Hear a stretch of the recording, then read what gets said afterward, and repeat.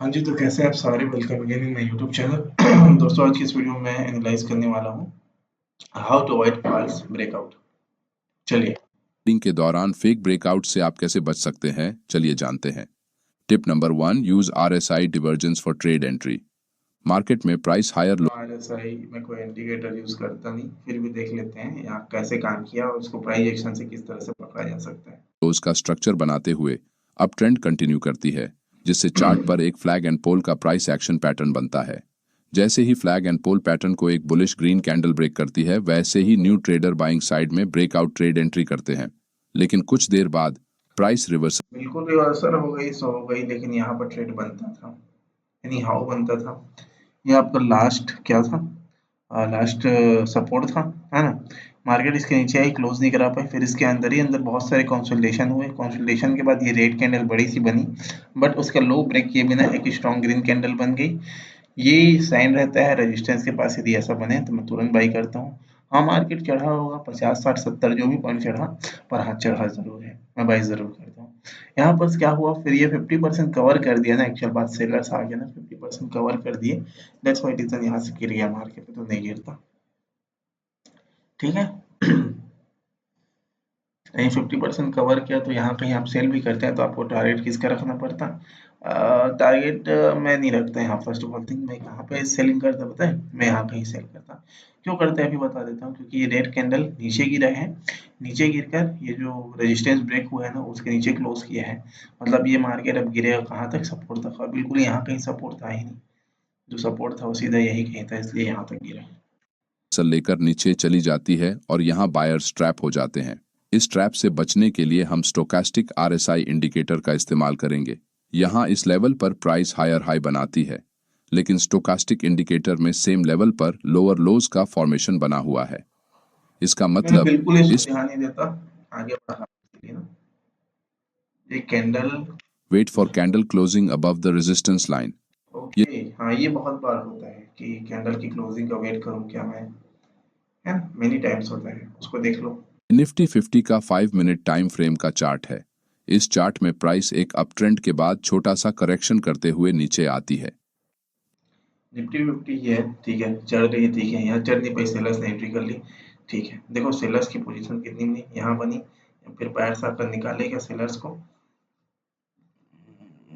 यहाँ के सेलर्स को तो निकाल दिया, यहाँ कुछ सेलर्स बैठे हैं, फिर यहाँ सेलर्स आए, उसको ये बायर्स निकाल दिया, फिर यहाँ कुछ सेलर्स आए, अगेन ये बायर्स देखो ये वाला उसको निकाल दिया, फिर यहाँ पर एक सेलर्स बस आया है 5 मिनट के कैंडल में। देखना कहाँ पे सेलर्स का पोजीशन है। यहाँ जो लिक्विडिटी क्रिएट हुई उसमें सेलर्स के पोजीशन से नहीं ऊपर जाने के लिए, तो ऊपर जाने के लिए इस वाले लेवल को ब्रेक बस कर देगा, तो इसका मतलब चढ़ थोड़ी जाएगा। यहाँ से कितने सेलर्स की पोजीशन से, ज्यादा सेलर्स की नहीं है। बाकी जितना भी यहाँ कंसोलिडेशन किया उसको तो बार बार देखो, मार्केट बूम बूम करके बड़ी बड़ी ग्रीन कैंडल्स निकाल दे रहा था। पिछले अप ट्रेंड को देखकर बहुत से नए बायर ब्रेकआउट के बाद फिर से एक बार ट्रेंड कंटिन्यूएशन होगा, इस उम्मीद में ट्रेड एंट्री करने का इंतजार कर रहे हैं।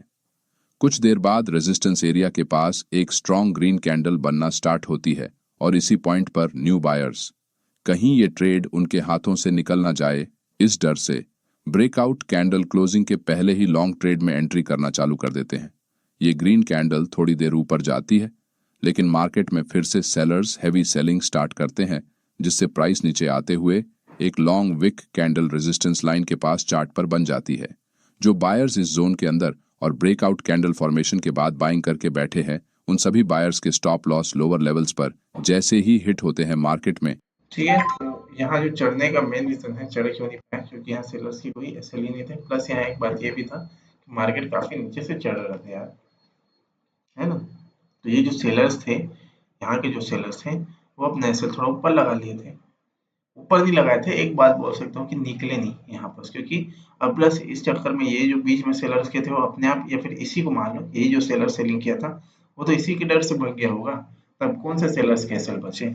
ठीक है, दैट्स व्हाई रीजन यहाँ पर ट्रैप हुए। इतना खासा गिरने के बाद फिर से तो यहाँ से रिवर्स हो नहीं सकता था मार्केट, है ना? यहाँ कहीं सेल करके इसका टारगेट रखना था। फिर यहाँ कहीं नीचे आया, नीचे आकर ये जो बायर्स थे वो भी बायर्स पल्ला नहीं भगते। क्यों पल्ला भगते? वो भी अपना थोड़ा सा वेट किए, क्योंकि वन में गिर रहा था करके ये वन में बायर्स तो भग गए, पर ये बायर्स नहीं भगे। तो उनको ट्रैप किया गया। उनको ट्रैप कैसे किया गया? यहाँ से मार्केट ऊपर चढ़ा, ठीक है, कोई गल ना, ऊपर चढ़ के जैसे ही रेड कैंडल बनाया, यहाँ कहीं भी ट्रैप हुए और यहाँ से फिर यहाँ तक गिरा मार्केट। हाँ, यहाँ अगर चलना रहता मार्केट को, तो ये बायर्स अपना पावर लगाकर मार्केट को धीरे धीरे करके ऊपर चढ़ाते, पर ऊपर नहीं चढ़ा पाए। ठीक है, इसका अलग ही कॉन्सेप्ट रहता है, अलग अलग यहाँ पे अलग अलग पीए वर्क करते हैं।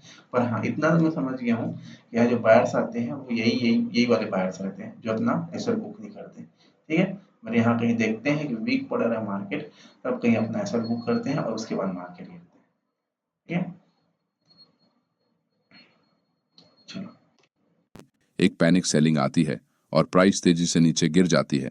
इसीलिए किसी भी रेजिस्टेंस लाइन के ऊपर जब तक कोई ब्रेकआउट कैंडल स्ट्रांगली क्लोज नहीं करती और आगे कंटिन्यूएशन बाइंग कैंडल नहीं बनती, तब तक ट्रेड एंट्री करने से हमेशा बचना चाहिए। क्या टिप बोल नंबर, रहा है? बाइंग कैंडल नहीं बनती, एक पैनिक सेलिंग आती है और प्राइस ओवर लेवल्स पर जैसे ही हिट होते हैं मार्केट में, एक पैनिक सेलिंग आती है और प्राइस तेजी से नीचे गिर जाती है।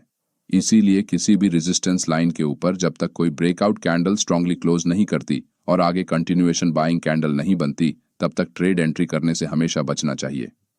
Tip number 3, use Fibonacci level.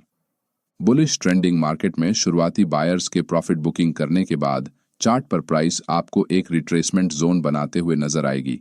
ये रिट्रेसमेंट कितना स्ट्रांग है, ये जानने के लिए हम फिबोनाची रिट्रेसमेंट टूल का इस्तेमाल करेंगे। रीसेंट स्विंग हाई और लो को मार्क करते हुए फिबोनाची टूल को लगाने के बाद चार्ट पर दिखने वाला रिट्रेसमेंट या फिर पुल बैक, अगर फिबोनाची टूल के 0.382 लेवल को ब्रेक किए बगैर प्राइस रिवर्स करती है, तो ये एक गुड लॉन्ग ट्रेड अपॉर्चुनिटी होती है। लेकिन अगर प्राइस इस लेवल को ब्रेक करके नीचे क्लोज करती है, तो ये एक स्ट्रांग पुल बैक माना जाएगा। इसलिए आप यहां लॉन्ग ट्रेड एंट्री नहीं कर सकते, क्योंकि मार्केट यहां से रिवर्स होने के चांसेस ज्यादा होते हैं। Tip number 4, price come back into its previous zone. अगर मार्केट एक ही रेंज में ट्रेड करते हुए ज्यादा समय बिताता है, तो यहाँ कंसोलिडेशन जोन क्रिएट होता है। इस जोन में बायर्स और सेलर्स दोनों की संख्या एक, तो यहाँ कंसोलिडेशन जोन आ जाएगा। इसलिए आप यहाँ मतलब ज्यादा नीचे मत आ रहा है, ये इनका कहना है। बट मेरा ये मानना है कि यहाँ पर सेलर्स की एंट्री हुई, इन सब सेलर्स को ट्रैप किया गया, और वो ट्रैप कब हुए? इस कैंडल पे वो अपना एसएल बुक किए। और प्लस सिर्फ यही सेलर्स है ना, यहाँ पर कुछ और होशियारी मारने के लिए जो सेलर्स आते हैं, उनको ट्रैप करते हैं, उन्हीं के सहारे ये भी ट्रैप होते हैं। तो ये तो ठीक है, पर ये जो आया ना, ये सबसे बेस्ट, इन्हीं पे ध्यान दिया करो। ये आते हैं, फिर ये हल्का चढ़ कर एक यहाँ फिर रेड कैंडल बन जाता है। ये रेड कैंडल के बाद फिर अगर कोई स्ट्रॉन्ग ग्रीन कैंडल बनता है, वो फिर ट्रैप होते हैं और फिर मार्केट बूम करके चढ़ जाते हैं।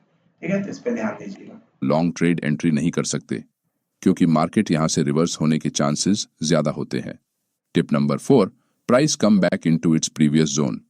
अगर मार्केट एक ही रेंज में ट्रेड करते हुए ज्यादा समय बिताता है, तो यहाँ कंसोलिडेशन जोन क्रिएट होता है। इस जोन में बायर्स और सेलर्स दोनों की संख्या एक समान होने के कारण प्राइस एक रेंज में फंस जाती है। प्राइस जैसे ही अपने रेजिस्टेंस लाइन को ब्रेकआउट कैंडल के साथ ब्रेक करती है, वैसे ही न्यू बायर्स हड़बड़ी में लॉन्ग ट्रेड एंट्री कर लेते हैं, लेकिन प्राइस एक बार फिर से रेड कैंडल बनाते हुए कंसोलिडेट नीचे आ जाती है, बिल्कुल सही बोला गया है। यहाँ देखो चढ़ रही है मार्केट, ठीक है, यहाँ कहीं से नहीं चढ़ पाई, नीचे आई। नीचे आने के बाद कहीं ना कहीं सेलर्स को ट्रैप करना था, तो प्रॉपर सेलर्स की एंट्री होने दी क्या? जितने भी सेलर्स हैं सभी को ये बायर्स भगाए हैं। फिर यहाँ सेलर्स हैं, नहीं, फिर यहाँ से सेलर्स को प्रॉपर देखो एंट्री करने के लिए दिया गया है। ठीक है, प्रॉपर एक बाइंग कैंडल बनी है, उसका प्रीवियस लो ब्रेक हुए, मतलब फिर ये चढ़ा है, गिरा है, फिर ये चढ़ने की कोशिश किया है, फिर ये गिरा है। यहाँ तो परफेक्ट, मतलब चढ़ना चाहिए था यार मार्केट को, अच्छा ब्रेकआउट हुआ है। पता नहीं क्या है, ये नहीं चढ़ पाया है। यही बताएंगे ब्रेन्स वाले महोदय। जोन में वापस आती है और यहां बायर्स ट्रैप हो जाते हैं। प्राइस जब भी किसी टाइट रेंज को फर्स्ट टाइम ब्रेक करती है, तो जब तक ब्रेकआउट कैंडल के ऊपर कोई भी स्ट्रॉन्ग कंटिन्यूएशन बाइंग कैंडल नहीं बनती, तब तक लॉन्ग ट्रेड में एंट्री नहीं करनी चाहिए, क्योंकि न्यू ट्रेडर्स के लिए बिछाया गया ये एक ट्रैप होता है। कहना है जैसे ये जब ब्रेकआउट करे तो फिर उसका हाई भी ब्रेक होना चाहिए, है ना? ऐसा बोलना चाहिए, मतलब ये जो क्लोज करे, है ना, उसके बाद ऐसा बोल रहे हैं क्या? तो ये एक ये कंडीशन है। दूसरा कंडीशन ये बोल सकते हैं, ये काफी नीचे से चढ़ रहा था क्या? इस वजह से है क्या ये काफी नीचे से चढ़ रहा था? तो शायद ये यहाँ पर सभी सेलर्स को भगा दिया होगा, है ना। जो भी कुछ रीजन होगा, मुझे उतने क्लियरली नहीं दिख रहे हैं, बट मुझे लग रहा है कि यहाँ हाँ, यही एक रीजन हो सकता है कि काफी नीचे से चढ़ रहा था। ठीक है, और क्या हो सकता है सोचने, क्योंकि प्रॉपर देखो सेलर्स को एंट्री करा रहे थे यहाँ पर मार्केट में। देखो फिर यहाँ आते तो फिर सेलर्स आते थे, धीरे धीरे बाइंग बायर्स ने क्या किया, मार्केट को कैप्चर करने की कोशिश किया। ये शायद ओपनिंग वाली है क्या, ओपनिंग के साथ जो ये गिरा है मार्केट, ये हो सकता है, नहीं तो ये प्रॉपर ब्रेकआउट हो सकता था। जाते हैं। प्राइस जब भी किसी टाइट रेंज को फर्स्ट टाइम ब्रेक करती है तो जब तक ब्रेकआउट कैंडल के ऊपर कोई भी स्ट्रॉन्ग कंटिन्यूएशन बाइंग कैंडल नहीं बनती है तब ना, तक लॉन्ग ट्रेड में आई थिंक ये ओपनिंग वाली कैंडल है, इसका हाई ब्रेक होना जरूरी था।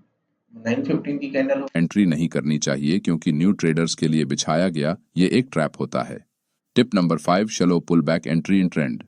एक बुलिश ट्रेंड में चार्ट पर हायर लोज का स्ट्रक्चर बनाते हुए प्राइस आगे बढ़ती है। कुछ समय बाद शुरुआती बायर्स जब अपना प्रॉफिट बुक करते हैं तो मार्केट में एक पुलबैक आता है। ये पुलबैक अगर छोटा है तो इसका मतलब यहाँ कम संख्या में बायर्स ने प्रॉफिट बुक किया है और बहुत से बायर्स अभी भी ट्रेड में बने हुए हैं।